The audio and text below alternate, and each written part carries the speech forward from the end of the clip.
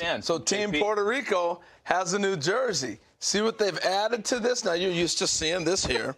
But the blue waves representing the oceans of Puerto Rico. And then, obviously, you got to have Roberto in the back. Look, this is a hot, hot ticket item. Now, the one thing you cannot see but you can smell, it comes with the cologne. Now, if you've ever been around Latin players, man, they douse themselves with all that cologne. Oh, I'm telling you, this thing smells like somebody slept in cologne in this thing. Oh, what we need is my soundboard of what you wearing. You smell good. I'm telling you. I don't have that, though. You got to smell Find good it. to play good. But for a moment there, I thought we were televising a press conference when you stood up out of the shot. So that's brand new, huh? Yeah, brand new. Are those available on MLBshop.com? I'm sure they will be. We'll take a look. Yeah. We have a lot to get to today, by the way. Jeff Mercer, the head coach who runs the baseball program at Indiana University, is going to join us. He's not only going to talk about IU baseball, he's going to talk about IU's favorite son, Scott Rowland, who is trending in the right direction for Hall of Fame Who's on his induction. staff? Who's on his staff. That's crazy. We're also going to talk to Brian Kenny, who's at the Hall of Fame, John Paul Morosi, who is at the Hall of Fame. Who else do we have tied? Oh, yeah, we got Matt Engelke coming up, who's been instrumental in the birth and growth of the pitch, hit, and run program, Yes. which is going to be really cool, too. Yeah, we'll have Matt on. He'll get a chance to come on and talk and spend some time talking to us about pitch, hit, and run. But also, he's in a battle with ALS. And he wants to talk about ALS and the fight with ALS. So we'll hear a lot of his story. You know, he did that for 25 years, pitch, hit, and run. Came across millions of kids. So it'll be fun to talk with Matt. Yeah. And then we'll look back at the life of Sal Bando, one of your childhood heroes. Yeah. We got that sad news that Captain Sal passed away after a 5-year battle with cancer on Friday night. And you talk about a career that's worth reevaluating for Cooperstown consideration. Sal did everything in this game, man. Played for 20 years. He was a college star at Arizona State. Yeah, he was. General manager, kind of led the way as like the first big free agent signing that the Brewers made after Changed the whole organization. Yeah, set the tone for the Harvey's Wallbangers teams, and passed away with his friends and family around him. So we're going to kind of look back at Sal's life and career. He was just not only a great player, great baseball man, but an absolute gentleman. And it really was sad news to learn that he had passed. And we're going to talk about a big trade that we learned of over the weekend as well. You know, J.P. Morosi was drawing lines between the Marlins and Twins on this Luis Arias-Pablo Lopez swap. It's hard to see this, Harold, as anything other than a win-win for both sides. Well, yeah, I mean, clearly the Marlins got the leadoff guy they were looking for, the batting title champion in Arias. But I still think, to me, it leans towards the Twins. Where you get that starting pitcher like that and 2 prospects that are really good, high-end prospects, that's a really good deal. We'll see. I mean, you're right. Time will tell, win-win. But right now, I love seeing big league trades. We saw 2 major leaguers. We're not Googling to see who they are. What were their numbers in A-ball? You know what I mean? We watch these guys play and perform. Think about how different the Twins look now as compared to a week and a half ago, 2 weeks ago, before they had re-entered the Carlos Correa sweepstakes. When we were talking about a void in the middle of the lineup, we were talking about the lack of a 1A. But with Maeda potentially healthy again, with Sonny Gray returning, look, this team can compete now for a title in the division. I don't think there's any question. If Joe Ryan continues on the path that he's on, and if, in fact, Pablo Lopez is the ace, yeah, man, they're in. I'm in on the Twins. I'll tell you what, Pablo Lopez, I just don't see what people missed. This guy is really, really good. That's a big end. I mean, if they got a #1 starter, that's a huge move. Yeah. And the other part, real quick, we had Royce Lewis on last Friday, or last Thursday he was on the show, and earlier in the week, I don't even know, it all runs together. Well, anyway, we had Royce Lewis on, and his health and progress, I think, had a lot to do with the Twins making this move. If he can play second base, or even coming on in Lee, the kid they drafted last year, they've got some people that can play second base in the organization. For a starting pitcher to come back and get that, that's a great move for the Twins. Right. It's cold in Minnesota right now, It's also very cold in Cooperstown, New York. Where preparations have been underway for days for tomorrow's Hall of Fame announcement show live on MLB Network. And in advance of that program, we've sent a team of dogs, and we have also sent our dogged reporters on location, led by J.P. Morosi. Many questions for you, sir. Have you ever made milkshakes out of snow? Including that one. Have you ever made milkshakes out of snow? Give us an on-the-ground report as to the conditions. We can see that there's a lot of snow built up. Matt and Harold, good morning. A beautiful morning in Cooperstown. I must acknowledge, yes, I am not wearing a jacket.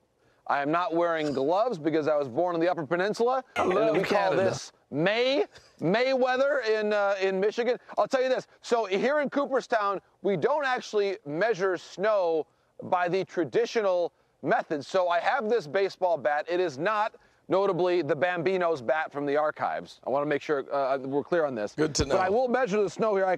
I can confirm that we have approximately half a barrel's worth of snow. We're basically up to the trademark almost here on this Louisville Slugger. But I love being here, guys. This is one of my favorite weeks of the year.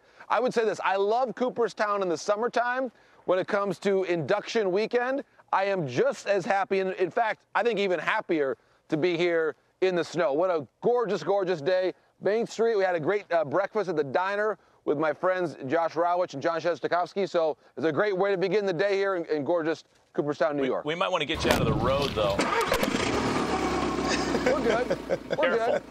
There's, as you can see, there was not a ton of traffic. A rare day in which schools actually canceled here in Cooperstown because of the road conditions. So we haven't seen that many cars here. We're feeling good today, guys. All right, so beyond the weather and the traffic in Cooperstown, weather and traffic on the ones, rarely anything of note to report from that tiny little sleepy place in upstate New York.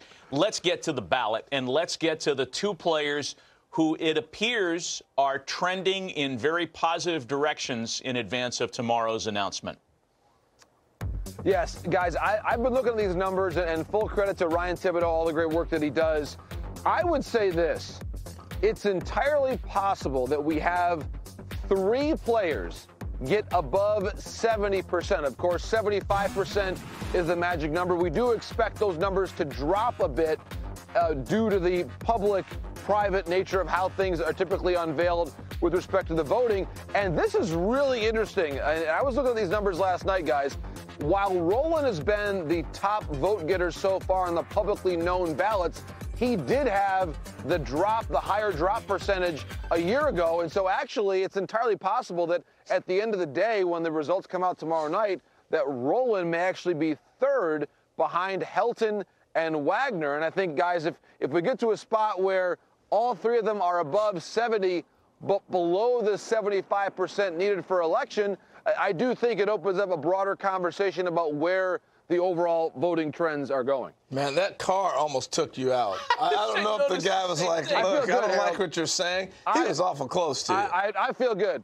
I used to play second base, Harold. I used to play second base. You know, we've got that, those second basemen. We've got that clock in our minds to make sure it keeps us safe. You know. See, I know you're on it. You're on it. Hey, I want to come back to one thing you mentioned though, that Billy Wagner, that Scott Rolen might be third. He was the guy we've talked about all winter as being maybe the only shoe-in guy that gets in. Right, and Harold, I still think, and certainly this is all preliminary voting information based on what's known publicly via Ryan Thibodeau and the overall electorate. I just think that the key thing about that graphic that we saw a moment ago is that the drop for Wagner is so small, traditionally, that if you are more of a traditional voter and are comfortable voting for the closers in this setting, that typically your ballot is maybe one that is more private than the public ones that are out there from the more we do, Harold, that are out there from more of the overall the modern voter, let's say, who's more apt to share his or her ballot in a public forum. So because Wagner is typically not dropping as much, if he's at 73% right now, his overall number might be 72. And if that's the case, he's looking like a pretty strong candidate for at least next year's election by 2024. So this is where we could really start to I think, extrapolate out a lot of important trends about voting, because this was the year we thought that voters like me would benefit from Bonds, Clemens, Schilling no longer being on the ballot. There's a lot of spaces on your ballot now to be creative and vote for guys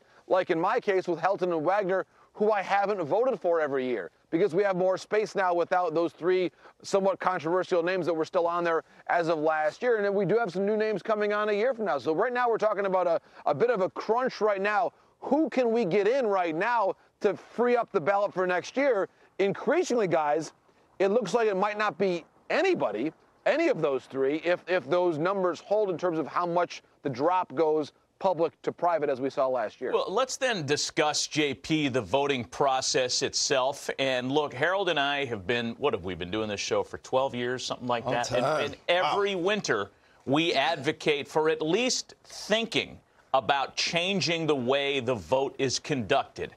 Who votes? Voting for a minimum or maximum of 10, whatever it is. We discuss this every year. What say you as an actual voter about the process? Matt and Harold, it's a great question. And I do believe that we have to look at some adjustments to the process, irrespective of what the results are tomorrow. And I come at it from this angle. And this is the most important question to ask.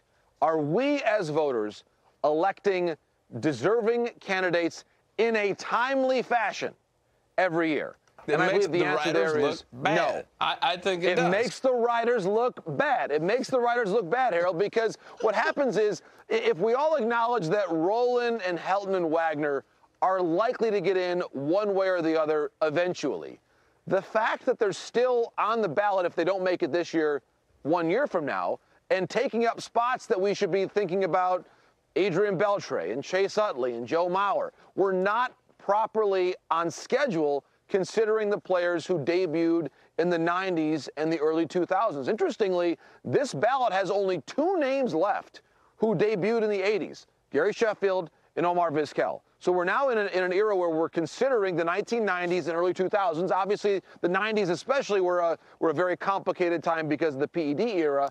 But the point remains, we have deserving candidates on this ballot, and because of the narrow path to victory, you either have to check the box of being sabermetrically perfect or have no attachment to PEDs. That there are a lot of constituencies now that have to be convinced. And as I think we see broadly speaking in society today, it's not easy to change people's minds.